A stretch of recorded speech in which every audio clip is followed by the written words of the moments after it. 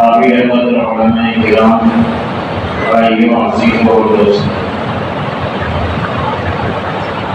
اس موقع پر دو طرح کی باتیں کروں۔ سامنے مبارک مہینہ مہمان نہ کر آ رہا ہوں، اس سے متعلق، روزے سے متعلق اور زکوٰۃ سے متعلق، اس کے بعد روزہ اور زکوٰۃ سے متعلق کچھ مسائل ہمارے سامنے آ جائے۔ اللہ تبارک و تعالیٰ اپنے بندوں سے ہر عمل میں اچھائی کو پسند فرماتا ہے۔ اس کے لیے قرآن کریم میں بھی ارشاد فرمایا ہے، واللہ یحب المحسنین۔ اللہ تبارک و تعالیٰ کام کو شاندار طریقے پر کرنے والوں کو پسند فرماتے ہیں۔ بندہ جو بھی عمل کرے، چھوٹا ہو بڑا ہو، لیکن وہ شاندار اچھے طریقے سے ہر طرح کی خوبیوں کے ساتھ وہ عمل مزین، تو ایسا عمل اللہ پاک کو زیادہ پسند ہے۔ دنیا کا انسان بھی ہر چیز میں پسند کرتا ہے اچھائی، کوئی کوالٹی کیسی، کوالٹی شاندار ہونی چاہیے، کوالٹی اچھی ہونی چاہیے۔ اگر کوئی چیز لے گئے اور پتہ چلا کہ میڈ ان جاپان یا میڈ ان انڈیا ہے، تو آدمی واپس کرنے کی کوشش کر رہا ہے۔ تو ہر چیز میں بندہ بھی چاہتا ہے کہ کوالٹی شاندار اور اچھی ہو، تو اللہ تبارک و تعالیٰ بھی چاہتے ہیں کہ میرے بندے جو بھی عمل کرے وہ شاندار۔ اب ہم اپنے اعمال کا ذرا جائزہ لیں۔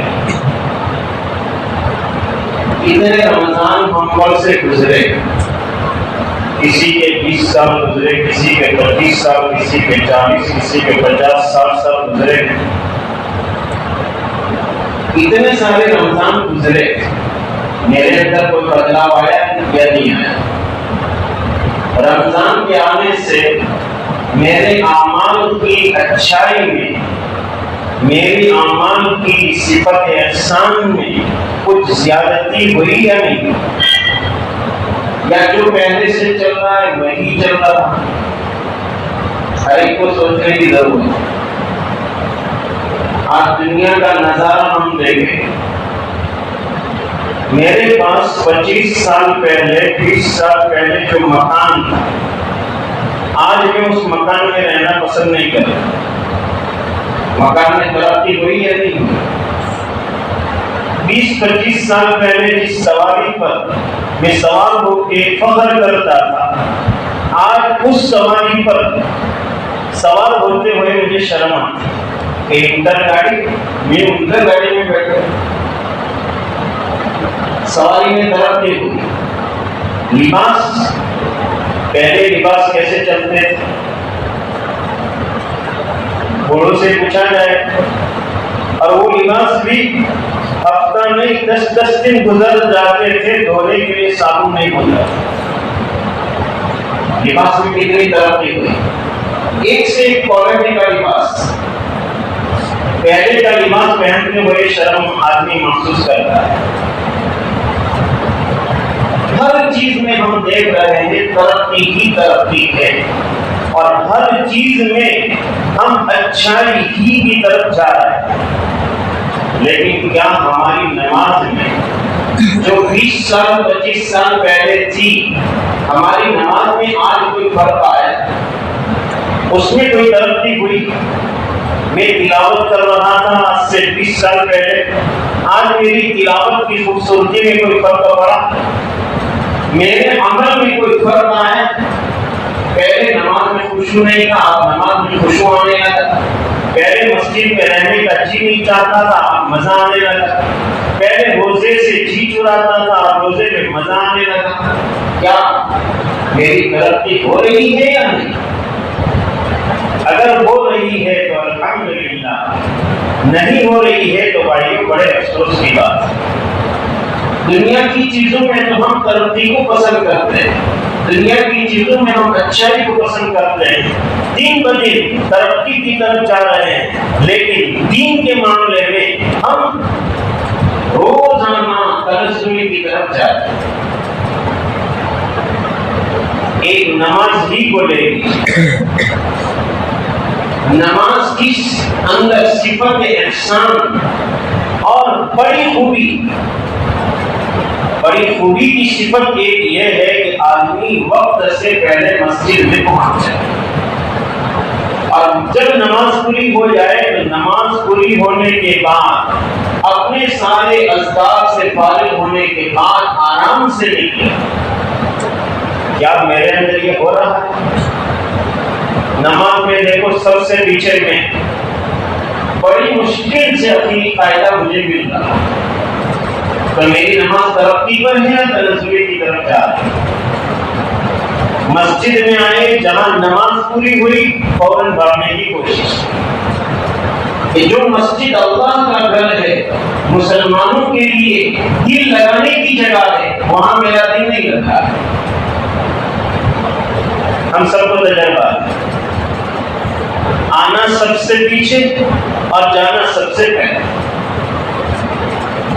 کیوں؟ مسجد میں ہمارا جی نہیں لگتا۔ تو ہم صفت احسان جو عمل میں اللہ پاک اچھائی پسند کرتے ہیں، وہ اچھائی تو ہمارے عمل میں آتی ہے۔ اور اللہ پاک نے تو ارشاد فرمایا، الذی خلق الموت والحیاۃ لیبلوکم ایکم احسن عملا۔ ہم نے موت کو بنایا، ہم نے زندگی کو بنایا، اور ان دونوں کو بنا کر ہم انسان کو آزمانا چاہتے ہیں کہ کون شاندار طریقے سے اچھا عمل پیش کرتا ہے۔ شاندار عمل کون پیش کرتا ہے؟ تو موت و حیات اللہ پاک نے اسی لیے رکھا کہ ہم اپنے عمل میں صفت احسان کو پیدا کریں، ہمارا ہر عمل خوبی والا ہو، اچھے صفات والا ہو۔ میری نماز ہو تو شاندار طریقے پر ہو، میرا روزہ ہو تو ہر طرح کی قباحت سے، ہر طرح کی برائی سے پاک ہو، میری تلاوت ہو تو شاندار طریقے پر تلاوت ہو کہ اللہ پاک کو رحم ہے۔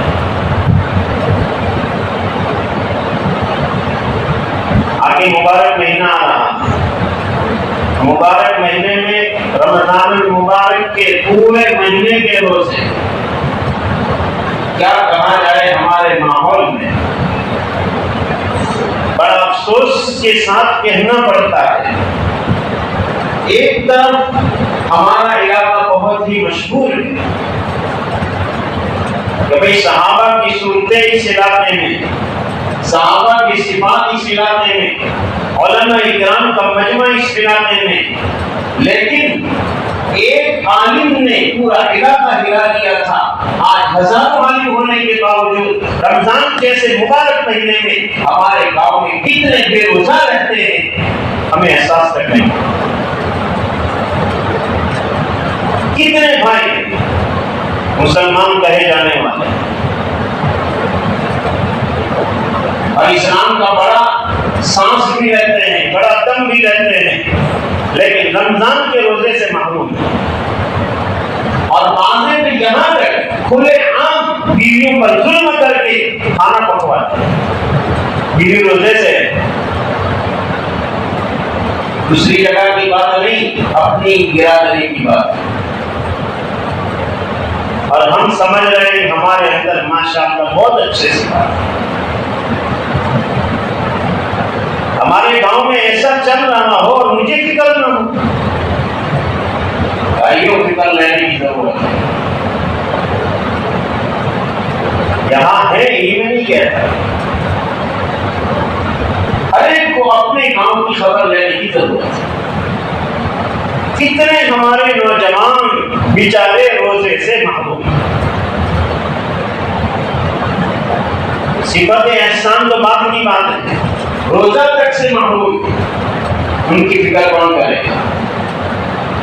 اسی لیے تو دعوت کی محنت ہے، گھر گھر جا کے خوشامد کر کے ایک ایک کو پکڑ کر محبت کے ساتھ دعوت دی جائے۔ بھائی روزہ فرض ہے، نماز فرض ہے، محبت کے ساتھ سمجھا کر مسجد سے قریب کیا جائے، لیکن دعوت میں بھی دیکھ رہے کتنا شور ہے۔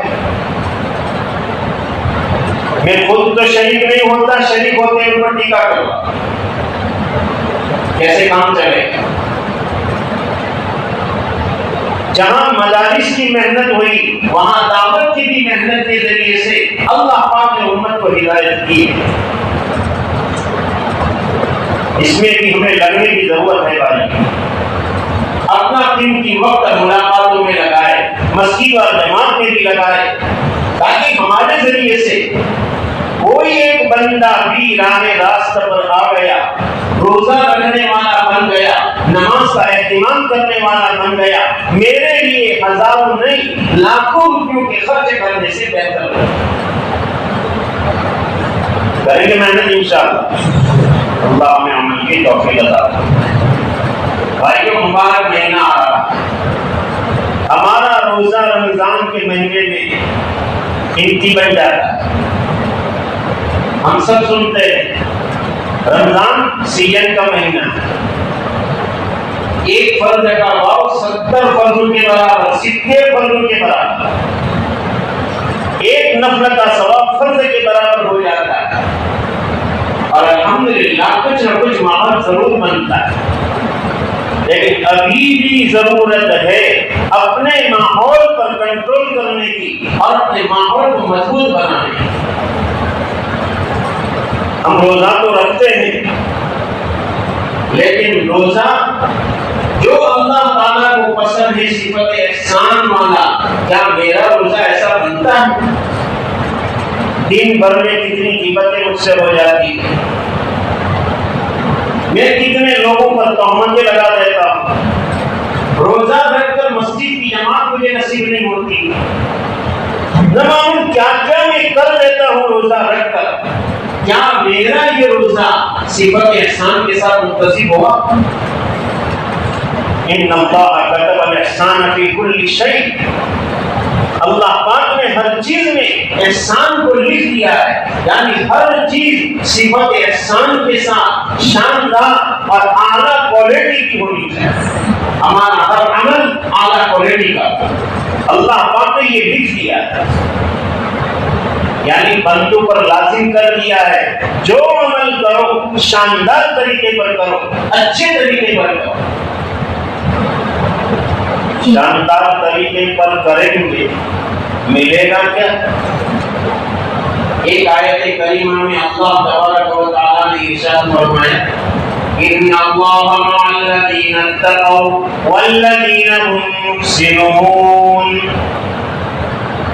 اللہ پاک کی معیت ملے گی جس آدمی میں تقوی ہوتا ہے، اور جو آدمی اپنا ہر عمل صفت احسان کے ساتھ اور اچھی کوالٹی کا بنا کر اللہ کے دربار میں پیش کرتا ہے، اللہ تبارک و تعالیٰ ارشاد فرماتے ہیں کہ اللہ کی ذات تیرے ساتھ ہے۔ اور اللہ مل گئے تو بھائیوں کیا چاہیے؟ مبارک مہینے میں ہمارا روزہ شاندار طریقے کا ہونا چاہیے، وقت پر سحری، وقت پر افطار، اور دن بھر ہمارا جہاں کاروبار ہے، کام کاج ہے، جہاں نمٹ گئے بس اللہ اور اللہ کے رسول کی باتوں میں، تلاوت قرآن کریم میں، ذکر اللہ میں ہمارا وقت لگے، تاکہ ہمارا یہ مبارک مہینہ قیمتی سے قیمتی اور اعلیٰ کوالٹی کا کیسے ہمیں یہی فکر ہونی چاہیے۔ اور الحمدللہ کچھ نہ کچھ فکر کرتے بھی، لیکن بعض معمولی چیزوں سے ہماری یہ صفت احسان ضائع ہو جاتی ہے۔ غیبت کر دی، روزہ رکھ کر جھوٹ بول دیا، اب یہ روزہ پھٹ جاتا ہے۔ حدیث شریف کے مطابق روزہ بھی پھٹتا ہے جیسے کپڑا پھٹ جاتا ہے۔ جب حضور اکرم صلی اللہ علیہ وسلم نے یہ بات بتائی کہ روزہ پھٹتا ہے، صحابہ کو تعجب ہوا، یا رسول اللہ روزہ بھی پھٹتا ہے؟ ہاں روزہ بھی پھٹتا ہے، غیبت سے، جھوٹ سے، گناہوں سے روزہ پھٹ جاتا ہے۔ اب ہم میں سے ہر ایک اپنے بارے میں سوچے، گھر میں بیٹھے ہیں، روزہ رکھا ہوا ہے، تلاوت قرآن کریم سے فارغ ہوئے، فلاں صاحب ایسے، فلاں بہن ایسی، بس ایران تران شروع ہو جاتا ہے۔ روزے کی فرضیت تو ادا ہو گئی، لیکن اس پر جو اثرات مرتب ہونے والے ہیں اس سے ہم محروم ہو جاتے ہیں، اس لیے کہ اعلیٰ کوالٹی کا روزہ نہیں۔ اللہ تبارک و تعالی روزے کے ذریعے سے جو دینا چاہتے ہیں وہ تو حاصل نہیں ہوا۔ فرضیت تو ادا ہوئی، لیکن اللہ دینا چاہتے ہیں، یا ایھا الذین آمنوا کتب علیکم الصیام کما کتب علی الذین من قبلکم لعلکم تتقون۔ اللہ آپ تقویٰ دینا چاہتے ہیں۔ آیت کریمہ سے پتہ چلا تقویٰ چاہیے، روزہ اپنا، روزہ کو زندگی میں اتارو۔ یہ تو مبارک مہینے کے روزے تو فرض ہی ہیں، اس کے علاوہ بھی ہمیں چاہیے کہ کبھی کبھار روزے رکھتے رہا کریں۔ ہر مہینے کے ایام 20 اسلامی تاریخ میں 13، 14، 15 یہ روزے بھی سنت ہیں۔ اسی طرح پیر اور جمعرات کے روزے بھی سنت ہیں، ہمیشہ نہیں رکھ سکتے، سال بھر میں ایک مرتبہ ہم رکھ سکتے ہیں۔ ہمارے پیغمبر علیہ السلام نے رکھے، تو ہم سال بھر میں ایک مرتبہ، جب ٹھنڈی کا موقع ہو ایسے وقت میں ایک مرتبہ رکھ دیں۔ ایک مرتبہ پیر جمعرات کا رکھ دیا، ایک مرتبہ یہ روزے رکھ دی، یہ سنت بھی ادا ہوگی۔ عربوں میں آج بھی روزہ رکھنے کا معمول ہے۔ کہ شعبان المعظم کے پورے مہینے میں نبی پاک صلی اللہ علیہ وسلم بکثرت روزہ رکھا کرتے ہیں۔ ہم نے تو ایک روزہ پکڑ لیا ہے 15ویں شعبان، وہ بھی رکھنا چاہیے۔ 13، 14، 15 تینوں دن رکھ دو تاکہ مکمل سنت بھی ادا ہو جائے۔ زیادہ نہیں رکھ سکتے، کم سے کم یہ 3 دن ہو جائے، اور اگر اللہ توفیق دے ہر عشرے میں 2 3 اتنے رکھ دیے جائے۔ ہاں آخری 3 دن نبی پاک صلی اللہ علیہ وسلم چھوڑ دیتے ہیں۔ بہرحال یہ روزہ تقویٰ کا ذریعہ ہے۔ اسی لیے ایک صحابی آئے تھے نبی پاک صلی اللہ علیہ وسلم کی خدمت میں، یا رسول اللہ زنا کی اجازت دیجیے۔ بار بار منع فرمانے کے بعد حضور نے ان کو فرمایا کہ روزہ رکھو۔ معلوم ہوا کہ روزہ رکھنے پر اندر کی غلط خواہشات سے بچنا ہوگا، یہ روزہ بچائے گا، اور اسی کا نام تقویٰ ہے کہ آدمی اپنی غلط خواہشات پوری کرنے سے بچے اور اپنے آپ پر کنٹرول کر دے، یہی تقویٰ۔ اسی طرح رمضان المبارک کے مہینے میں روزہ رکھ کر شام کا وقت ہو چکا، 4-5 بج چکے، اندر پیاس بھی ستا رہی ہے، بھوک بھی ستا رہی ہے، کسی نے کوئی کلمہ ہمارے بارے میں کہہ دیا، ہم فرض پڑھتے ہیں، یا گھر میں کوئی اس طرح کی بات ہو گئی بیوی سے، بچوں سے، روزہ کو بھول جاتے ہیں اور اتنی بڑی گالی زبان سے نکالتے ہیں، روزے کا سارا اثر ختم۔ اور پھر کہتے ہیں تجھے پتا نہیں مجھے ڈائبٹیز ہے، کیوں مجھے ستا رہا؟ لیکن جب تجھے بھی پتا نہیں کہ میرا روزہ ہے، آدمی کو سوچنا چاہیے مجھے میرے روزہ ہے تو روزے کو کس طریقے سے میں شاندار طریقے سے بنا کر پیش کروں۔ غصہ بھی آئے گا، جب خلاف طبیعت کوئی کام ہوگا روزے کی حالت میں، جذبات ابھریں گے، زبان سے بولنے کا جی چاہے گا، کبھی کبھی چھوٹا ہے تھپڑ لگانے کا بھی جی چاہے گا، لیکن اس وقت میں اپنے آپ پر کنٹرول کرنا یہی سب سے بڑی بہادری ہے۔ اسی لیے حدیث شریف میں فرمایا گیا بہادر آدمی وہ نہیں جو کسی کو پہچان دے، انما الشجاع الذی یملک نفسہ عند الفقر، غصے کے وقت میں اپنے پر کنٹرول کرنا یہ سب سے بڑی بہادری ہے۔ اور خاص طور پر روزے کی حالت میں ہمارا پارا اونچا ہو جاتا ہے شام کے وقت میں، پھر زبان سے کیا نکالتا ہوں کچھ پتا نہیں، اس سے ہمارا روزہ کہیں پھٹ نہ جائے، روزہ صفت احسان سے خالی نہ ہو جائے۔ جو اللہ تعالیٰ کو روزہ مطلوب ہے وہ روزہ کہیں ہم سے نکل نہ جائے۔ اس لیے بھائیو روزے کو روزہ بنانا ہے اور کامل روزہ بنانا ہے تو روزہ نفس روزہ بھی صحیح ہو اور روزے کے لوازمات آس پاس کی جتنے اعمال ہیں وہ بھی ہمارے صحیح ہو، ہماری سحری بھی صحیح ہو، وقت پر ہو۔ یہ نہیں کہ خطرے کے وقت میں اٹھے، صبح کا وقت ہے ایک دم صبح ہو گیا، معلوم نہیں روزہ بھی ہوگا کہ نہیں ہوگا، پھر مفتی صاحب کو فون لگانا پڑتا ہے، مفتی صاحب 4:35 پر صبح صادق ہے اور آنکھ کھلی 34 پر اور میں نے صرف ایک پیالی اور 2 روٹی کھائی، روزہ ہوا کہ نہیں ہوا؟ اور 35 پر ختم کر دیا۔ اب 2 روٹی 35 پر 1 منٹ میں کیسے ختم ہوگی؟ یہ روزہ باقی رکھنے کی ترتیب کہ صبح والا بھی نہ اپنے آپ کو پابند بنائے۔ راتیں بھی بڑی قیمتی ہے بھائی رمضان کی۔ صحابہ کرام دن بھر روزہ رکھتے تھے، رات بھر اللہ تعالیٰ کے سامنے سجدہ ریز ہوتے تھے۔ رات رمضان کی راتیں تو قرآن شریف سننے اور سنانے کے لیے، لیکن بھائی افسوس آج ہمارا حال کیا ہو گیا ہے؟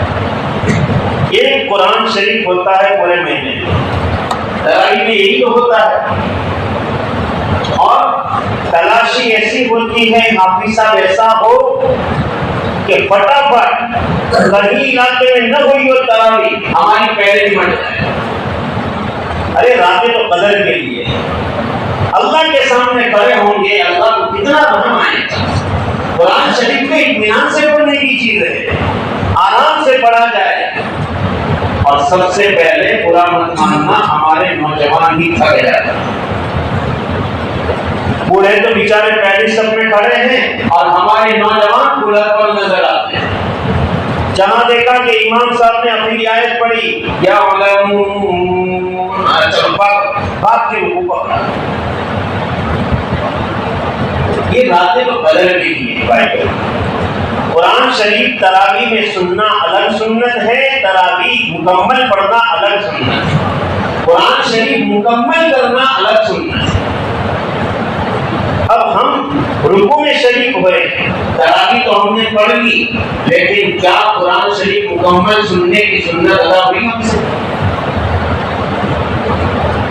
قرآن شریف اللہ کا کلام ہے، اگر نماز میں خشوع و خضوع نصیب ہو گیا، اللہ کی طرف توجہ ہو گئی، کتنا وقت لگے گا پتہ نہیں چلے گا۔ ہاں یہ تراویح ختم ہو گئی اتنی دیر میں۔ حضرت فاطمہ رضی اللہ تعالیٰ عنہ کا واقعہ بار بار سنتے ہیں، ٹھنڈی کی رات ہے، سجدے میں پوری رات گزر گئی، ہائے اللہ رات اتنی چھوٹی بنائی، میرا ایک سجدہ مشکل سے پورا نہیں ہوا۔ رات ہمارے لیے 1 گھنٹے میں کھڑے رہنا بڑا مشکل اور دوپہر ہو جاتا ہے۔ بھائیو اپنے آپ کو بنائیں، اپنے نفس کو آمادہ کریں، اس کو دبائیں اور دبائیں گے تب جا کر کے کچھ ملے گا۔ نفس کے جذبات قربان کیے بغیر اوپر سے کچھ آ نہیں سکتا، نفس کو دبانا پڑے گا۔ جی نہیں چاہتا مسجد میں کھڑے رہنے کا، ارے فضائل سامنے رکھے، مسجد میں پہلے آ گئے تو کیا ہوگا؟ فرض نماز کا ثواب، جب تک نماز کھڑی نہیں ہوتی تب تک ہم نماز میں، کیا ہمارے سامنے نہیں؟ اور نماز پڑھنے کے بعد بیٹھے ہیں، باہر نہیں نکلے، حدیث شریف میں آتا ہے فرشتے ایسے نمازی کے لیے جو نماز پڑھنے کے بعد مسجد میں ہے اس کے لیے فرشتے 3 دعائیں کرتے ہیں. یہ دھیان میں رہے، استحضار رہے. اگر استحضار رہتا ہے مسجد میں وقت لگانا آسان ہو جائے گا. استحضار ہی نہیں، اس کی وقت لگانا مشکل. فرشتے 3 دعائیں کرتے ہیں. اللہم اغفر لہ، اے اللہ اس کی مغفرت فرما. اللہم تب علیہ، اللہ اس کی توبہ قبول فرما. اللہم ارحم، اے اللہ اس پر رحم فرما. اب ہم ابھی بیٹھے ہیں، فرشتوں کی دعائیں جاری. اللہ ہمیں اس کا یقین نصیب فرمائے. میں نہیں کہتا، نبی پاک صلی اللہ علیہ وسلم نے حدیث شریف میں فرمایا کہ نماز کے بعد جب تک بندہ مسجد میں رہتا ہے فرشتوں کی 3 دعائیں اس کو لگتی رہتی ہے، ملتی رہتی ہے. لیکن ایک شرط لگائی، کیا؟ جب تک وہ باتوں میں مشغول نہ ہو جائے. ہاں دنیاوی بات میں لگ گیا، ابھی فرشتے کی دعا اس کے ہاتھ میں نہ. اب ہم تراویح کے موقع پر آتے ہیں، عشاء کی نماز جماعت کے ساتھ پڑھی اور نماز پڑھتے ہی بات کولر پر گئے، ادھر ادھر کی باتیں شروع کر دی. اب شریک ہوئے، ابھی حدیث شریف کے مطابق کیا وہ فرشتے والی دعائیں ہمارے لیے رہی؟ کیوں خامخواہ باہر نکل رہے ہیں؟ ہر جگہ کا یہی ماحول ہے. اس سے اندازہ یہی ہے کہ یہاں بھی زیادہ حسن زن تو رکھا نہیں جا سکتا، لیکن ہر جگہ کچھ نہ کچھ تو ایسے دانے ضرور ہوتے ہیں کہ ایسے موقع پر نماز پڑھ کے باہر، اب جہاں تراویح شروع ہوئی پھر اندر آئے. اب اگر ہمیں اتنا استحضار رہے کہ میں مسجد میں رہوں گا، فرشتے کی دعائیں میرے لیے لگی رہے گی، کیا یہ آدمی باہر نکلے گا؟ نہیں نکل سکتا. اس لیے بھائیوں تراویح کو بھی مضبوط پکڑے اور 5 وقت کی نماز رمضان ہو غیر رمضان ہو ہمارا مسجد میں. آج کل تو دور رہنے والوں کے پاس سواریاں الحمدللہ موجود ہیں. اللہ پاک نے خوب فراوانی دی. صبح شام ہم آتے ہیں کی کماری اور سیدھے ڈیری پر آتے ہیں، نہیں آتے؟ تو ڈیری کتنی محبوب لگ رہی ہے. کیوں؟ 15 دن پر ہفتہ نظر آئے. اگر بائک میں آگے پیچھے ہوا اٹھا کر دونوں ہاتھ میں پڑھنی ہے اور اٹھا کر آ رہے ہیں، کیا بگڑ جائے؟ ایک نماز کے خاطر ہم دکھ برداشت کر کے آ رہے ہیں. ارے بائک ہے تو بائک لے کے آ رہے ہیں. اتنی سارے فضائل نماز پر، مسجد پر، اور مسجد کے ساتھ مسجد کی نماز جماعت کے ساتھ نماز پڑھنے پر شروع میں بھی میٹر جاری، بعد میں بھی جب تک مسجد میں ہے میٹر جاری. کون عقل مند ہوگا جو اس کو چھوڑے؟ بلا وجہ مسجد کی جماعت ہماری نہ چھوٹے بھائی. کریں گے اہتمام انشاءاللہ. اللہ ہمیں اس کا اہتمام کرنے کی توفیق عطا فرمائے.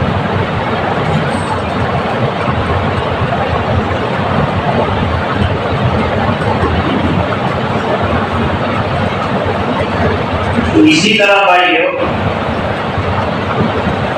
روزہ رکھیں گے تو افطار بھی کرنا پڑے گا، پیٹ میں روزی بھی جائے گی. ہماری روزی پاک، جس کے اندر سے میل نکل گیا، اگر میل مانا جائے گا اندر کوئی دوسری تکلیف پیدا ہو جائے گی. ہمارے عام ماحول میں لوگ اکثر و بیشتر رمضان المبارک کے مہینے میں زکوٰۃ نکالتے ہیں. اسی لیے رمضان کے مہینے میں زکوٰۃ کے کچھ مسائل بھی سامنے لائے جاتے ہیں. زکوٰۃ جس مال کی نکل جاتی ہے اللہ پاک اس مال کی حفاظت فرمائے. زکوٰۃ نکالنے سے مال کم نہیں ہوتا، اللہ مال بڑھاتے. بظاہر تو لگتا ہے یار 2 لاکھ روپئے زکوٰۃ میں نکلے تو یہ تو کتنا کم ہو گیا. الشیطان یعدکم الفقر ویأمرکم بالفحشاء واللہ یعدکم مغفرۃ منہ وفضلا. زکات نکالتے وقت میں شیطان کہے گا یار 2 لاکھ کی کمی ہو جائے گی، وہاں سے نفع آ رہا ہے وہ تو 1 ہی لاکھ ہے، یہ تو صرف 30,000 ہے اور تو زکات 50,000 نکالنا ہے، 20,000 کہاں سے لائے گا؟ الشیطان یعیدکم الفقر، ابھی تو بہنوں کا حصہ بھی باقی ہے، تو زکات کیسے نکالے گا؟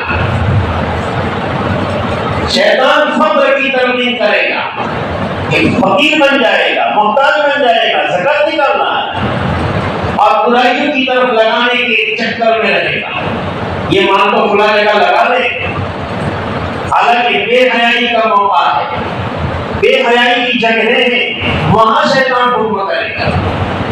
اور اللہ پاک مغفرت کا وعدہ فرماتے ہیں، واللہ یعیدکم مغفرۃ منہ وفضلا، اللہ پاک مغفرت کا وعدہ فرماتے ہیں، میرے بندو تم زکات نکالو گے، میرے راستے میں خرچ کرو گے، میں تمہاری مغفرت کر دوں گا، معاف کر دوں گا۔ معافی ہوئی لیکن مال تو گیا، آگے فرمایا وفضلا، اور مال میں بھی بڑھوتری کروں گا۔ کون کہہ رہا ہے؟ میں نہیں کہتا، اللہ پاک اپنے کلام میں فرماتے ہیں مال میں بھی اضافہ اور تمہیں معاف بھی کر دوں گا، میرے راستے میں مال کو لٹاؤ، مال کو خرچ کرو۔ زکات نکالنے پر ہمارا مال پاکیزہ بنتا ہے، صاف بنتا ہے، اور چوروں سے، ڈاکوؤں سے، ڈکیتوں سے، اور آج کل تو نیچے سے لے کر اوپر تک سارے چور ہی چور بیٹھے ہیں، مال لوٹنے کے چکر میں ہیں۔ جس مال کی زکات صحیح طریقے سے نکال دی جاتی ہے، اللہ پاک ایسے چوروں اور ڈاکوؤں سے ہمارے مال کی حفاظت فرمائے۔ اور اگر خدا نخواستہ زکات صحیح طریقے پر نہیں نکلی، ہمارا مال ہر وقت میں شک و شبہ میں، چوروں کے دائرے میں، جس وقت لوٹ لیا جائے پتہ نہیں، جس وقت دواخانے کی نظر ہو جائے پتہ نہیں۔ اور آیت کریمہ میں تو بڑی سخت وعید آئی کہ جس سونے اور چاندی کی، جس مال و دولت کی زکات نہیں نکلتی، اس کے ذریعے سے اللہ پاک قیامت کے دن اس کی پیشانی کو، پہلو کو، پیٹھ کو داغے گی۔ والذین یکنزون الذهب والفضة ولا ينفقونها في سبيل الله فبشرهم بعذاب أليم۔ جو لوگ مال و دولت کو، سونا چاندی کو جمع کر کے رکھتے اور اللہ کے راستے میں خرچ نہیں کرتے، ان کو خطرناک درد دینے والے عذاب کی خوشخبری سنا۔ کیسا دردناک عذاب ہوگا؟ یوم یحمى علیہا فی نار جہنم فتقوی بہا جباہہم وجنوبہم وظہورہم، پیشانی کو داغا جائے گا۔ یہی مال جس کو جمع کر کے رکھنا تھا، یہ مال قیامت کے دن وہاں جہنم میں تپا کر اس کی پیشانی کو داغا جائے گا۔ سامنے کوئی فقیر آتا تھا، سفیر آتا تھا، تیری پیشانی پر بل پڑ جاتے تھے، آج اتنا تو موقع ویزا آیا۔ سفیر کو دیکھ کر تیری پیشانی پر بال پڑا کرتے تھے، یہ پیشانی کو داغا جائے گا۔ کسی مسکین کو دیکھ کر، یتیم کو دیکھ کر، بیوہ کو دیکھ کر پیشانی پر بل پڑتے تھے اور رخ پھیر لیتا تھا، پہلے پہلو بتاتا پھر پیشانی بتاتا تھا۔ اس کی پیشانی کو، پہلو کو اور پیٹھ کو داغا جائے گا۔ اور یہ اللہ کا کلام کہتا ہے جس مال کی زکات نہیں نکلتی، وہ مال اس طرح بنا کر اس کو داغا جائے گا۔ اور حدیث شریف میں نبی پاک صلی اللہ علیہ وسلم نے ارشاد فرمایا جس مال کی زکات نہیں نکلتی، اللہ پاک قیامت کے دن اس کے مال کو گنجا سانپ بنا کر اس پر مسلط فرمائیں گے، اور وہ گنجا سانپ اس کو ڈسے گا اور کہے گا انا کنزک انا مالک، میں ہی تیرا خزانہ ہوں، میں ہی تیرا مال ہوں، جس کو جمع کر کے تو رکھتا تھا، بیگوں میں میرے بیلنس جمع کیا کرتا تھا اور زکات نہیں نکالتا تھا، آج یہ میں تیرا مال ہوں۔ مجھے مزہ چکھ، کیا ہوگا بھائی؟ اس لیے ہم اپنے مال کا پائی پائی کا حساب کر کے زکات نکالنے کی فکر کریں گے انشاءاللہ۔ رمضان کے مبارک مہینے میں ہمارا روزہ بھی صحیح ڈھنگ سے ہو، ہماری زکات بھی صحیح طریقے سے نکل جائے، تو پھر جو روزی جائے گی وہ روزی حلال پاکیزہ بن کر جائے گی، اپنے اثرات دکھائے گی۔ لیکن یاد رہے زکات حلال مال کی، حرام مال کی زکات نہیں، اس کے لیے تو وہی جہنم کے کوڑ ہے۔ حرام کا حکم اس کی زکات نہیں، حرام جس نے جمع کیا اس پر حج نہیں ہے، حج آتا ہے حلال مال پر، حرام پر حج بھی نہیں، حرام پر زکات بھی نہیں، مزے اٹھاؤ اور وہاں تیار ہے۔ وَسَيَصْلَوْنَ سَعِيرًا، اللہ پاک ہماری عبادت فرمائے۔ اب کچھ مسائل اس سے متعلق، روزے سے متعلق۔ روزہ فرض ہے، ہر عاقل بالغ مسلمان پر جو روزے پر قدرت رکھتا ہو، ایسے آدمی پر مرد ہو یا عورت روزہ فرض ہے۔ آج کل شوگر کی بیماری، ڈائبٹیز بہت سارے لوگوں کو ہے، ان کو بھی کوشش کرنی چاہیے رمضان کا روزہ پورا روزے کے ساتھ گزرے۔ بعض لوگوں کو یہ تکلیف زیادہ ہوتی ہے کہ شام تک جان کے لالے پڑ جائے، پر قابل برداشت کریں۔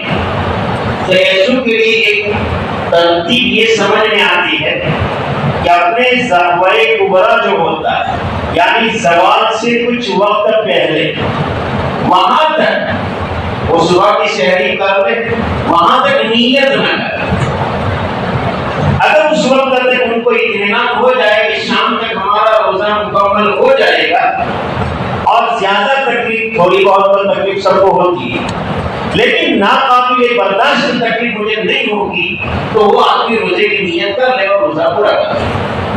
اور اگر اس وقت سے ایسا لگے کہ شام نکالنا مشکل ہے، تو وہ آدمی اس وقت اگر روزہ نہ رکھے، تو پھر کیا کرے؟ مزہ پڑ گیا، ٹھنڈی کے موسم میں روزے کی قضا کرے۔ لیکن یہ سب کے لیے نہیں، جس کو بہت ہی زیادہ تکلیف ہے، بڑھاپا ہے اور شوگر کی وجہ سے وہ روزہ نہیں رکھ سکتا، تو وہ اس ترتیب کو اپنا سکتا کہ اس وقت تک دیکھ لے، جائزہ لے لے کہ شام تک میرا روزہ عافیت کے ساتھ پورا ہو جائے گا تو نیت کر لے، ورنہ وہ روزہ نہ رکھے، نیت نہ کرے اور بعد میں اس کی قضا کرے۔ اور ساتھ ساتھ میں وصیت نامہ بھی لکھ دے، میرا فلاں مہینے کا روزہ چھوٹا ہے، اگر میں نہ کر سکوں تو اس کا فدیہ نکال دیا جائے، تاکہ بعد والے وارثین کے ذمہ فدیہ نکالنا سیکھیں۔ اب روزہ کن چیزوں سے ٹوٹتا ہے؟ کوئی بھی چیز پیٹ تک یا دماغ تک پہنچائی جائے، منہ کے راستے سے یا ناک کے راستے سے، اس سے روزہ ٹوٹ جائے۔ کسی بھی چیز کے داخل ہونے سے روزہ ٹوٹتا ہے، نکلنے سے نہیں ٹوٹتا۔ ہاں ایک چیز ہے کہ جس کے نکلنے سے بھی روزہ ٹوٹتا ہے، اور وہ ہے جان بوجھ کر قید کی الٹی، جان بوجھ کر ہاتھ داخل کر کر کے قید کی، اور وہ بھی منہ بھر کر ہوئی، تو روزہ ٹوٹے گا۔ اور اگر تھوڑی قید ہوئی، خود بخود ہوئی، عام طور پر جان بوجھ کر کوئی کرتا نہیں، اگر تھوڑی قید ہوئی، زیادہ ہوئی، کی نہیں جان بوجھ کر، بس متلی آئی اور طے ہوئی، تو اس سے روزہ نہیں ٹوٹتا۔ عام طور پر لوگ سمجھتے ہیں کہ طے ہونے سے روزہ ٹوٹ گیا، حالانکہ طے ہونے سے روزہ ٹوٹتا نہیں، چاہے تھوڑی ہو زیادہ ہو، ہاں جان بوجھ کر تحقیق ہاتھ داخل کر کے یا پانی لگا لگا کر کسی کی طریقے سے تو اس سے روزہ ٹوٹ جائے. اگر منہ بھر کر ہوئی تو، اور اگر تھوڑی ہوئی تو اس سے بھی روزہ نہیں ٹوٹے گا. کان میں دوا ڈالنے سے، ناک میں دوا ڈالنے سے روزہ ٹوٹ جائے گا. منہ کے اندر تو دوا ڈالو، پانی ڈالو، کوئی بھی جان بوجھ کر جو بھی کیا، ناک کے اندر کان میں دوا ڈالی تو روزہ ٹوٹ جائے گا. ہاں کان میں پانی چلا گیا تو اس سے روزہ نہیں ٹوٹے گا. آنکھ میں اگر کسی کو بہت ہی زیادہ تکلیف ہے، جیسے موتیاں کا آپریشن کروایا ہے، 3 وقت دوا ڈالنے کا ڈاکٹر نے کہا، ایسا آدمی دوا ڈال، اس کا روزہ باقی رہے. باقی جس کے لیے ناقابل برداشت تکلیف نہ ہو، ایسا آدمی آنکھوں میں دوا ڈالنے سے احتیاط کرے تو بہتر ہے. اگر کسی نے ڈال دی تو روزہ نہیں ٹوٹے، لیکن احتیاط بہرحال بہتر ہے بعض علماء کی اختلاف کی وجہ سے. چیز ہو گئی کان، ناک، ان میں دوا ڈالنے سے روزہ ٹوٹ جائے گا. آنکھ میں دوا ڈال دی تو روزہ نہیں ٹوٹے گا، لیکن ہمیں بچنا ہے. کسی کو مجبوری ہے تو وہ ڈال، اور طے ہونے سے تھوڑی ہو زیادہ ہو اس سے روزہ نہیں ٹوٹتا. ہاں جان بوجھ کر طے کی، پیٹ دبا کر طے کی کہ مجھے طے کرنی ہے اور منہ کر ہوئی تو اس سے روزہ ٹوٹ جائے گا. کھانے کی کوئی چیز کھائی، اگر بھول کر پیٹ بھر کے کھا لیا، بھول کر پانی پیٹ بھر کر پی لیا، روزہ نہیں ٹوٹے گا، یہ سب کو مان. لیکن جان بوجھ کر کنکر کھا لیا، جان بوجھ کر نمک کھا لیا، جان بوجھ کر آٹا کھا لیا، روزہ ٹوٹ جائے گا. اب ایک بات یہ ہے کہ روزہ ٹوٹا ساتھ میں کفارہ بھی آئے گا کہ نہیں. جو چیزیں غذا کی لائن کی، آٹا ہے، روٹی ہے، ستو ہے، گھی ہے، اس طرح کی چیز جو انسان کو رغبت کھانے کی ہوتی ہے، مٹھائی ہے، کھانے کی جتنی آئٹم ہم کھاتے ہیں وہ ساری چیزیں.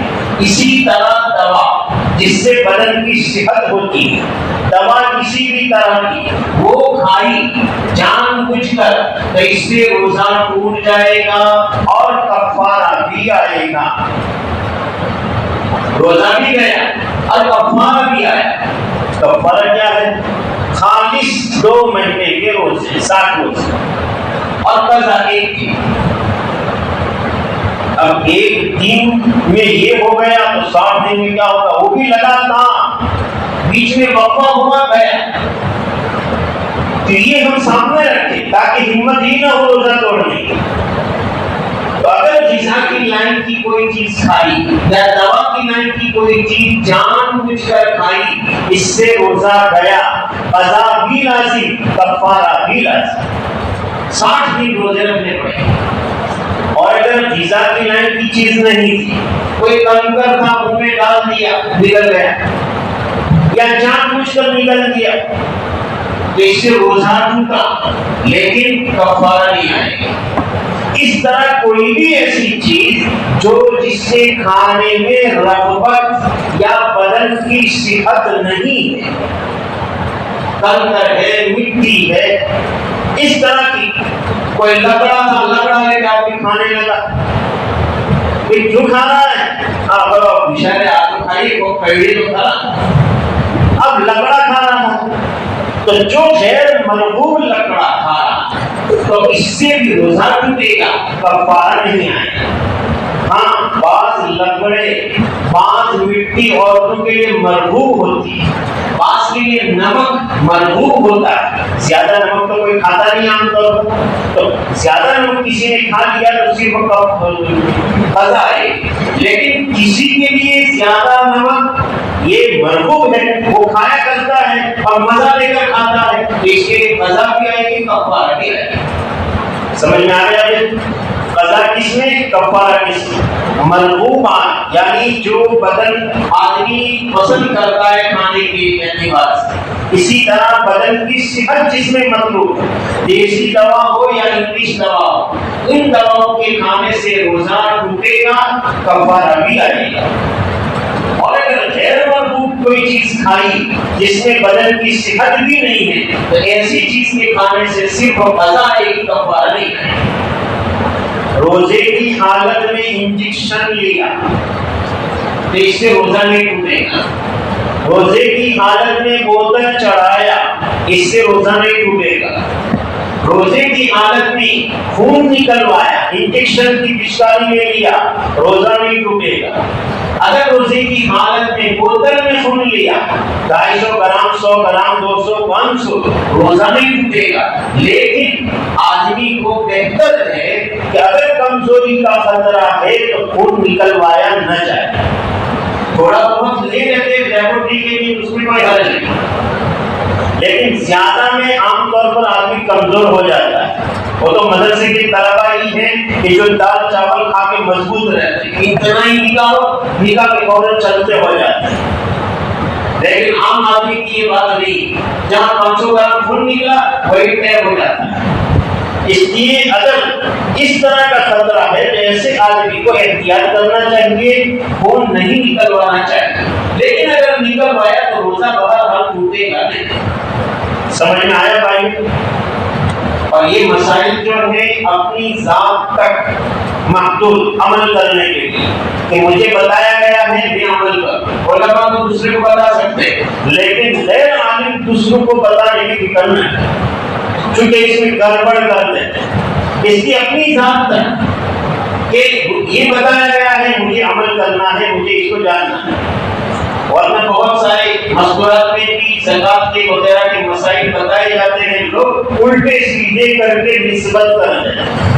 اس کی اپنی ذات تک خود عمل کریں، اور اگر دوسرے کو بتانا ہے تمہارے صاحب کو پوچھ، بیان میں وہ تھے تو انہوں نے جانا، ان سے پوچھ لو، وہ صحیح بتا سکتے۔ بہرحال یہ زکات سے متعلق، یہ روزے سے متعلق زکات عاقل بالغ مسلمان آزاد اور صاحب نصاب پر فرض ہے۔ عاقل کو اس کو ڈھلا ہے آدمی کا نہیں ہے دماغ، ایسے پر زکات فرض نہیں، چاہے کتنا ایمان کیوں نہ ہو۔ ایسے ہی بالغ ہو، نابالغ پر زکات فرض نہیں، چاہے پیسے میں کتنا ایمان آیا۔ اسی طرح مسلمان ہو آزاد اور صاحب نصاب ہو۔ صاحب نصاب کس کو کہتے ہیں؟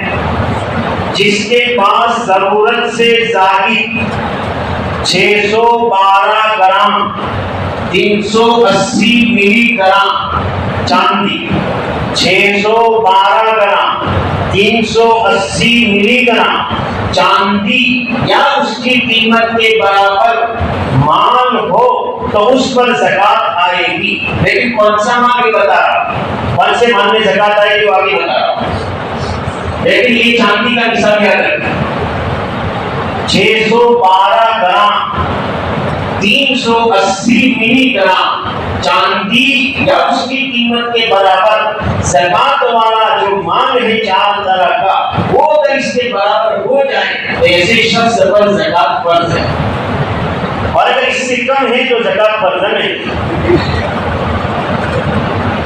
زکات کون کون سے مال میں ہے؟ صرف 4 طرح کے مال یاد رکھنے ہیں، 4 طرح کے مال میں زکات ہے، باقی کسی میں زکات نہیں۔ سونا، چاندی، روپیہ بیرنس اور مال تجارت، ویپار کا مال، جو بھی ویپار کا مال اس میں زکات فرض ہے، باقی کسی چیز میں زکات نہیں۔ 4 آئٹم سمجھ میں آ گئے؟ سونا، چاندی، روپیہ پیسہ اور مال تجارت، ویپار کا مال۔ व्यापार के माल में दुकान का सामान है तो भी, होटल का सामान है तो भी, जमीन रखी है खरीदी है बेचने ही की नीयत से तो ये भी माल तिजारत है। इसी तरह कहीं से गेहूं रखे, कहीं से खाकर रखा बेचने के लिए, ये सब माल तिजारत है। कपड़ा लाए बेचने के लिए, ये माल तिजारत, इस सब का सब माल तिजारत और उनमें ज़कात फर्ज है। ये 4 तरह की आइटम में ज़कात फर्ज है। बाकी जितनी भी चीजें हैं किसी में ज़कात फर्ज नहीं। एक 5वीं चीज आती है लेकिन हमारे मुआशरे में है नहीं, जिसको सवारी जानवर कहते हैं, वो हमारे यहाँ है नहीं, इसलिए इसका तस्करा ही नहीं करना। ये 4 आइटम हमें याद रखना। इसके अलावा घर में कबाड़ पड़े हुए हैं, तिजोरी कबाड़ 2-2, 3-3 है, एक जरूर रखता है और 2 रखे हैं अपनी औलाद नस्लों के लिए, तो इस पर ज़कात फर्ज नहीं। बर्तन जरूरत से ज्यादा बहुत सारे थैले भर भर के पड़े हैं, ज़कात नहीं। चादरें, कंबल, दूषा, रजाई ये सब पड़े हुए हैं और जमा करके जमा कोई बेचने वाला आया, चादरें भाई मुझे किसके लिए? शेर को मार। और हज में गए तो लड़की के बुर्के सारे लेकर आ जाते हैं। तो अगर ये बुर्के का कपड़ा है, दूसरा कोई कपड़ा है जो बेचने की गणतरी नहीं है, तो ऐसे में ज़कात फर्ज नहीं। तो सिर्फ 4 तरह के माल में ज़कात फर्ज, सोना, चांदी, रुपया और माल तिजारत। अगर किसी के पास सिर्फ सोना, चांदी बिल्कुल नहीं, रुपया एक नहीं, माल तिजारत बिल्कुल नहीं, तो सोने का निशान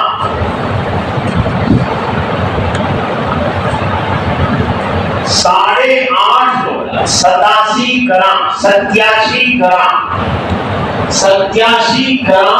सोना अगर किसी के पास है तो उस पर ज़कात फर्ज है। 87 ग्राम यानी आज के तोले के हिसाब से 8.5 तोला और 2 ग्राम पर इतना हो गया तो उस पर ज़कात फर्ज है, वरना नहीं। लेकिन याद रखें सिर्फ सोना हो तो, लेकिन आमतौर पर ऐसा नहीं होता। सोना है तो कुछ न कुछ चांदी होती है और कुछ न कुछ रुपया होता है, माल तिजारत होता है। ये सिर्फ सोने का निशान है, सिर्फ सोना है तो इतना सोना होगा तब ज़कात आएगी, वरना नहीं आएगी। लेकिन आमतौर पर सोने के साथ चांदी जरूर होती है, रुपया जरूर होता है। ऐसा बहुत मुश्किल कि मेरी मिल्कियत में सोना हो और चांदी ना हो, मेरी मिल्कियत में सोना और रुपया ना हो। हर कसर नाकस के पास कुछ न कुछ रुपये जरूर होते हैं। तो अगर साथ में रुपये हैं, साथ में चांदी है, तो सबकी कीमत मिलाकर 612 ग्राम चांदी की कीमत के बराबर देखा जाएगा। और आज 612 ग्राम चांदी की कीमत बनती है 40,655 रुपये, 40,655 रुपया आज के हिसाब से। कल भाव बदल जाए, आगे पीछे हो जाए।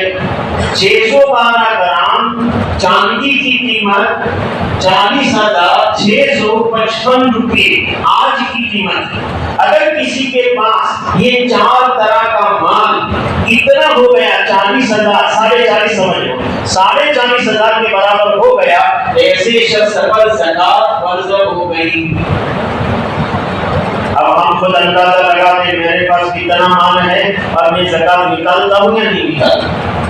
अगर नहीं निकालता तो मुझे आइंदा फिक्र करने की जरूरत है, और निकाल रहा हूँ तो सही निकालता हूँ कि नहीं, मेरे माल की ज़कात सही निकले। तो इतना तो समझ में आ गया। 4 तरह के माल में ज़कात जब सब मिलाकर 612 ग्राम चांदी की कीमत के बराबर पहुंच जाए तो उस पर ज़कात फर्ज है। किसी के पास एक टिलड़ी बोलते हैं इसको, नाम टिलड़ी है जिसकी कीमत 5,000 रुपये, साथ में कुछ रुपये हैं और चांदी भी है और धंधे में भी कहीं पैसे डाले हैं, सब मिलाकर देखा तो 35,000 37,000 हुए, ज़कात आएगी। آئے گی نہیں آئے گی؟ اور اگر سب کی قیمت لگائی اور یہ ہو گیا 45,000 تو زکات آئے گی۔ اس لیے 612 گرام کی قیمت کتنی مانی؟ 40,500۔ اس سے اوپر ہو گئی تو زکات فرض، اس سے نیچے ہے تو زکات فرض نہیں۔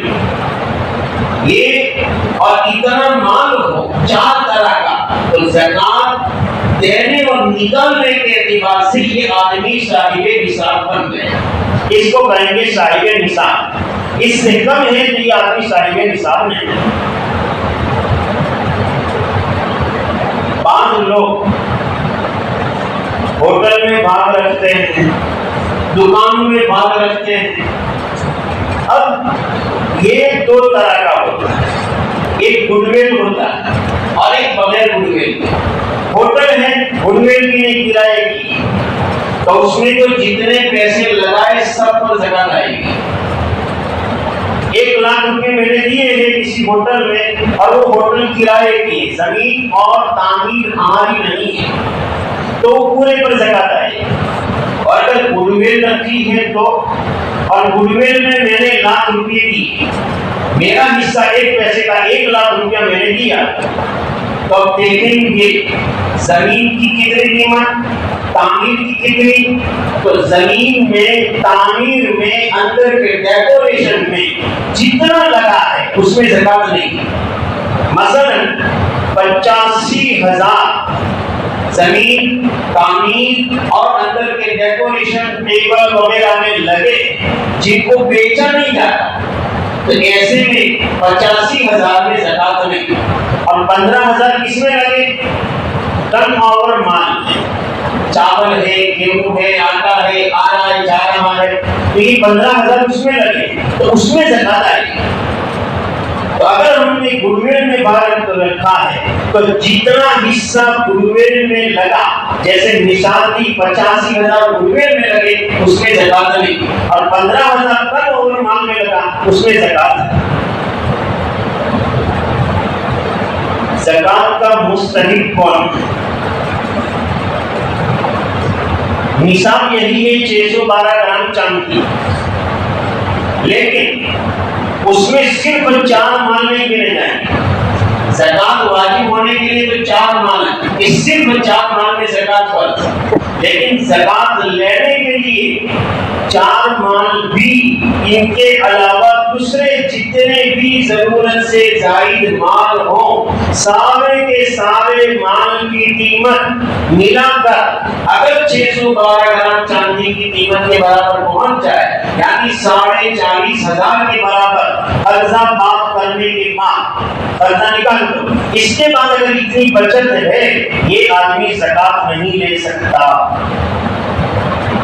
ایک آدمی کے پاس سونا چاندی نہیں، کچھ بیلنس ہے 5-10 ہزار روپے،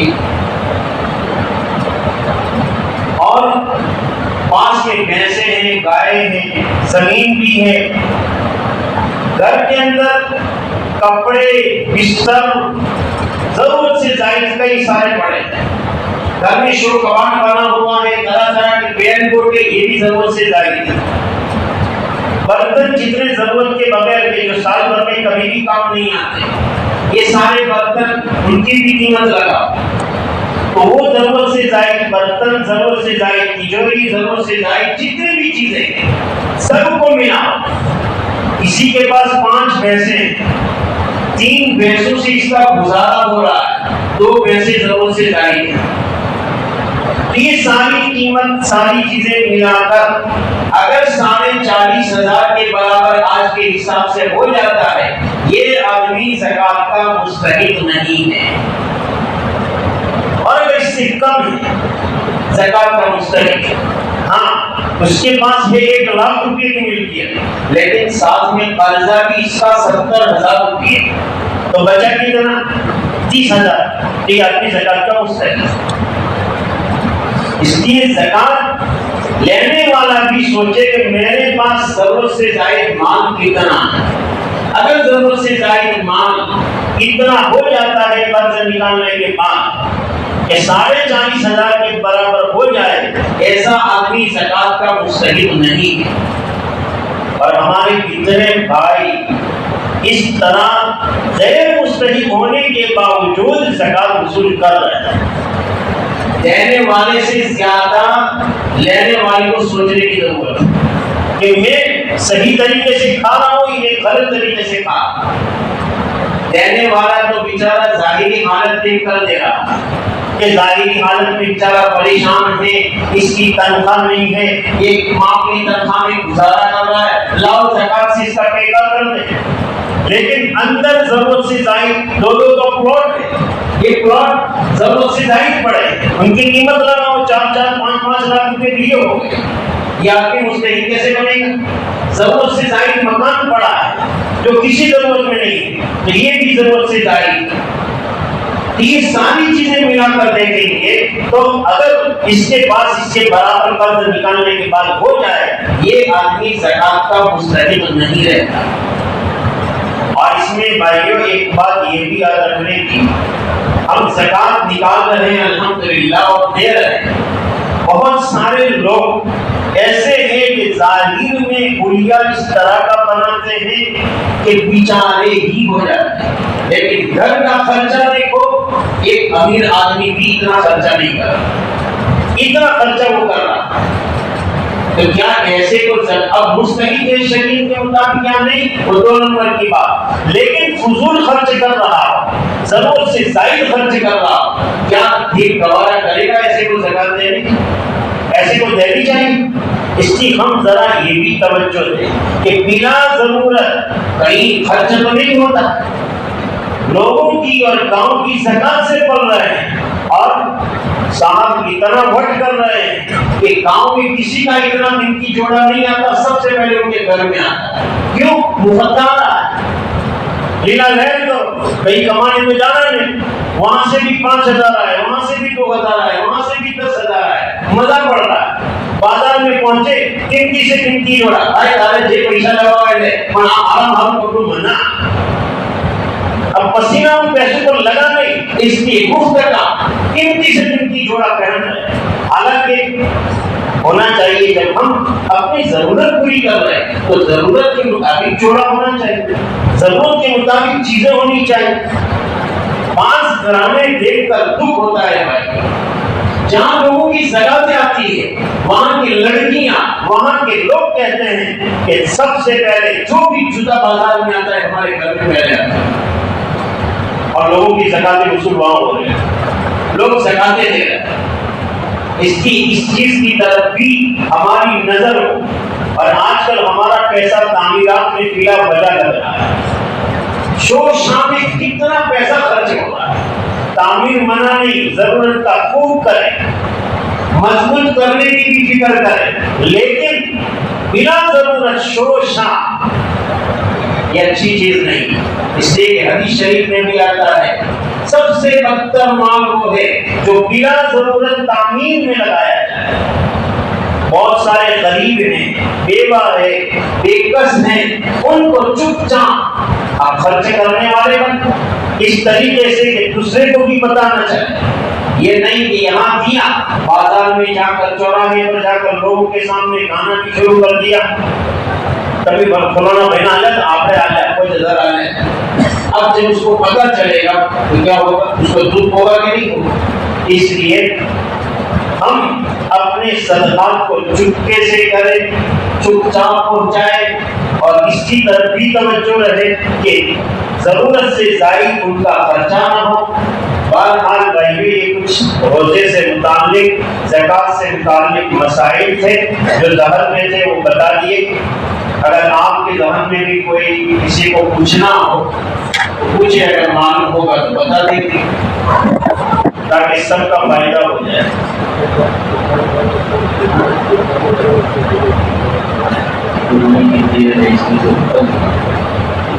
یہ جو مثال پتا ہے زکات لینے کا, کہ ضرورت سے زائد جتنا مال ہے وہ سب ملا کر دے دیں گے, یہی مثال قربانی کا دی.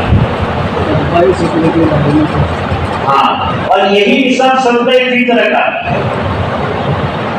کہ صدقہ فطر کس پر واجب, جس کے پاس ضرورت سے زائد جتنا سامان ہے سب ملا کر 40,000 کے برابر ہو گیا تو اس پر صدقہ فطر واجب ہے۔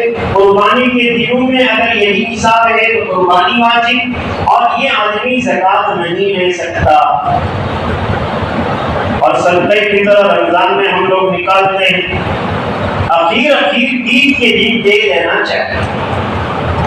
اگر کسی نے عید کے دن بھی نہیں کیا تو عید کے بعد بھی دے دے، لیکن کوتاہی نہ ہو، اخیر عید کے دن تو ضرور دے دے۔ صدقہ فطر کتنا آئے گا؟ عام طور پر ہم گیہوں سے صدقہ فطر نکال دیتے ہیں، یہ غریبوں والا معاملہ ہم کرتے ہیں۔ اللہ پاک نے خوب زمین جائیداد دی ہے تو ہم بھی صدقہ فطر اتنا ہی، اب 50 روپے صدقہ فطر گیہوں کے اعتبار سے بنتا ہے۔ صدقہ فطر کا مقصد ہے کسی غریب کا کام بنے، اب 50 روپے میں اس کا کام کیسے بنے؟ اگر اس کے پاس کپڑے نہیں کپڑے بنا سکے، جوتے نہیں جوتے بنا سکے، اپنی کوئی ضرورت پوری کر سکے، اب اندازہ لگائے 50 روپے میں اس پڑوسی کی، اس غریب کی ضرورت کیا پوری ہو؟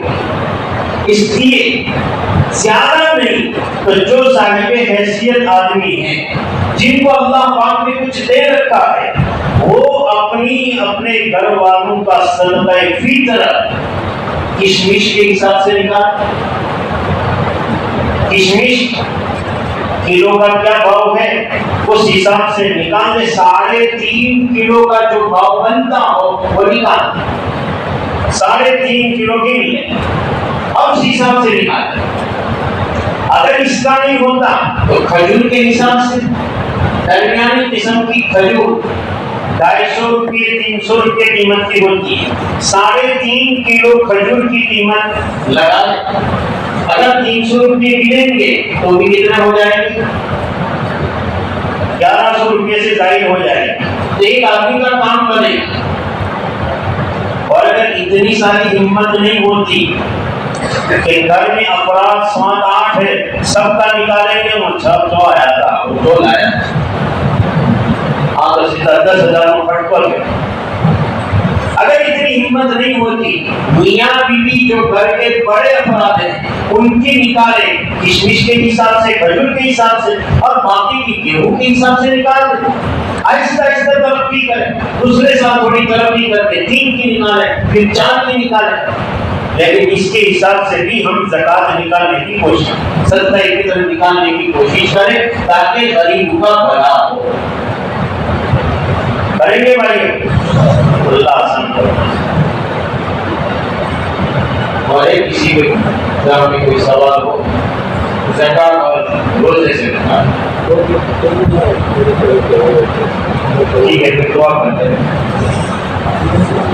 بسم اللہ الرحمن الرحیم، اللهم لك الحمد ولك الشكر ولك الحمد إليه يرجعنا كله، اللهم صل على سيدنا محمد وعلى آل سيدنا محمد وآله وسلم، رب اغفر وارحم وتجاوز عما تعلم إنك أنت العفو الأكرم، اللهم إنك عفو تحب العفو فاعف عني، اللهم إني نسألك الهدى والتقى والعمى والغنى، ربنا آتنا في الدنيا حسنة وفي الآخرة حسنة وقنا عذاب النار، واغفر عنهما كما ربياني صغيرا، ربنا اغفر لي ولوالدي وللمؤمنين يوم يقوم الحساب، ربنا هب لنا من ازواجنا وذرياتنا قرة اعين واجعلنا للمتقين اماما، ربنا لا تزغ قلوبنا بعد إذ هديتنا وهب لنا من لدنك رحمة انك انت الوهاب، یا عزیز یا غفار، اے اللہ ہم سب گنہگار ہیں، پاپی ہیں، قصوروار ہیں،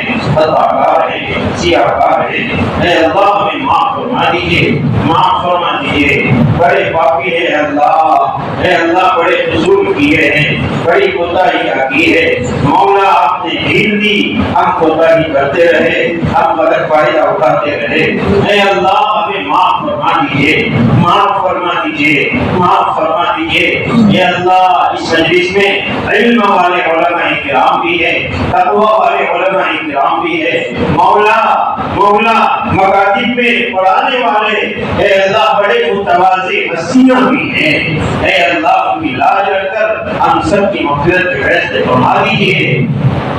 اے اللہ ان علماء کی برکت سے ہم سب کو معاف فرما دیجیے، ہم سب کو معاف فرما دیجیے۔ اے اللہ ہمارے دلوں کی اصلاح فرما دیجیے، بڑے پاپی ہے، دل گندے ہو چکے، مولا مبارک مہینہ آ رہا ہے، قدردانی کی توفیق عطا فرما، قدردانی کی توفیق عطا فرما۔ اس مبارک مہینے میں مبارک رات آتی ہے اور آپ کا اعلان ہے جس دل میں گندگی ہوتی ہے، جس دل میں حسد اور کینہ ہوتا ہے اس کی بخشش نہیں ہوتی۔ اے اللہ ہمارے دلوں کو پاک صاف فرما دیجیے، ہمیں توفیق عطا فرما دیجیے۔ اگر ہمیں اپنے بھائی سے تناؤ ہے، آپس میں محبت پیدا فرما، ایک دوسرے کو معاف کرنے والے بنا، ایک دوسرے کا سہنے والے بنا، صفت علم ہمیں عطا فرما، بردباری نصیب فرما۔ اے اللہ ہم سب کو قبول فرما لیجیے، قبول فرما لیجیے، قلب سلیم عطا فرما دیجیے، عقل سلیم عطا فرما دیجیے۔ اے اللہ ہماری اس مجلس کو بے انتہا قبول فرما، کبھی کوتاہیوں کو معاف فرما۔ اے اللہ بڑی ذمہ داری کا کام ہے، مسائل بتانا بڑی ذمہ داری کا کام ہے، کبھی کوتاہیوں کو معاف فرما دیجیے۔ اے اللہ بس حق ادا کرنے کی نیت سے کب کیا ہے۔ اے اللہ قبول فرما لیجیے، قبول فرما لیجیے، ریا سے بچا لیجیے، نفس کی شرارت سے بچا لیجیے۔ اے اللہ اس کام کو بے انتہا قبول فرما، اس کام کو قبول فرما، یہاں کے مردوں کو، عورتوں کو، جوانوں کو، بوڑھوں کو، بچوں کو قبول فرما، کسی کو محروم نہ فرما۔ اے اللہ ہمیں علماء دین کی قدردانی کی توفیق عطا فرما، علماء کو کسی کا محتاج نہ بنا، اے اللہ حریص نہ بنا، علماء کو امت کا مقتدا بنا، علماء کو سب اولا میں پابندی اور اہتمام کرنے کی توفیق عطا فرما۔ اے اللہ اے خزانے سے علماء کرام کی مدد اور نصرت فرما۔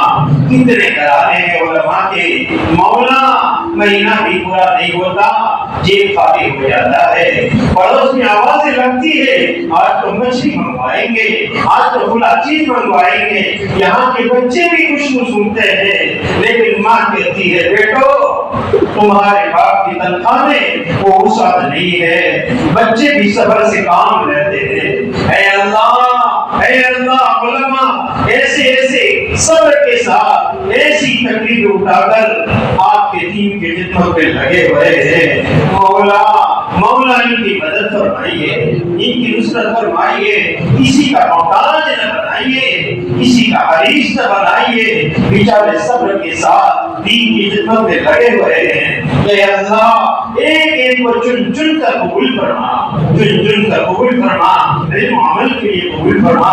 اے اللہ ان حضرات کی برکت سے اس سیاکار کو بھی قبول فرما لیجیے، قبول فرما لیجیے، قبول فرما لیجیے۔ اے اللہ ہمارے مدارس کی، مساجد کی، مراکز کی خانقاہوں کی حفاظت فرما۔ مولا دشمنان اسلام کی نظر ٹکی ہوئی ہے، مولا ان کی نظروں کو پھیر دیجیے۔ اے اللہ ہمارے ملک میں ظلم کو انصاف سے بدل دیجیے، ظلم کو انصاف سے بدل دیجیے، ظلم کو انصاف سے بدل دیجیے، مسلمان کو راحت اور عافیت نصیب فرما۔ اے اللہ ان کے جان مان عزت آبرو کی حفاظت فرما، کائنات کی حفاظت فرما۔ اے اللہ حرمین شریفین کی حفاظت فرما، حرمین شریفین کی حفاظت فرما، مقدس جگہوں پر ہمیں بھی حاضری کی سعادت نصیب فرما، روضہ اقدس پر حاضری کی سعادت نصیب فرما۔ اے اللہ دنیا میں جہاں بھی دین کی محنت ہو رہی ہے، جس شعبے سے بھی ہو رہی ہے، ہر ایک کی حفاظت فرما، نظر بد سے بچا لیجیے، نظر بد سے بچا لیجیے۔ مولا رمضان کا مبارک مہینہ علماء کے لیے بڑا کٹھن مسئلہ ہے، اللہ در در کے ٹھوکریں کھانی ہے، گاؤں گاؤں جانا ہے، چندے کی نسبت پر جاتے ہیں، دل پر پتھر رکھ کر جاتے ہیں، کہیں تو کوئی بچہ کہتا ہے چندہ والا آ گیا، کوئی تو کیا سے کیا القاب دے دے کر پکارتا ہے، سب سے کرے اللہ۔ اے اللہ طالبان علوم نبوت کے لیے یہ علماء کرام چندہ کرتے ہیں، مولا اے اللہ ان کے اس سفر قبول فرما، آسان فرما، حقارت سے بچا لیجیے، حقارت سے بچا لیجیے۔ مولا قسمت عرصے کی محبت بھی کرتے ہیں، قبول فرما لیجیے۔ اے اللہ، جنہوں نے بھی دعا کے لیے کہا لکھا یا کسی بھی طریقے سے متوقع ہو یا ان کا ہم پر حق ہو، ان سب کی جائے تمنا کو پوری فرما۔ اے اللہ حلال مال، اے اللہ حلال مال ہمیں عطا فرما، حرام سے بچا لیجیے، ہمیں اپنے پہلوؤں کا صحیح حق ادا کرنے کی، وراثت ادا کرنے کی توفیق عطا فرما۔ وصلی اللہ تعالی علی خیر خلق محمد وعلی آلہ وصحبہ اجمعین برحمتک یا رب۔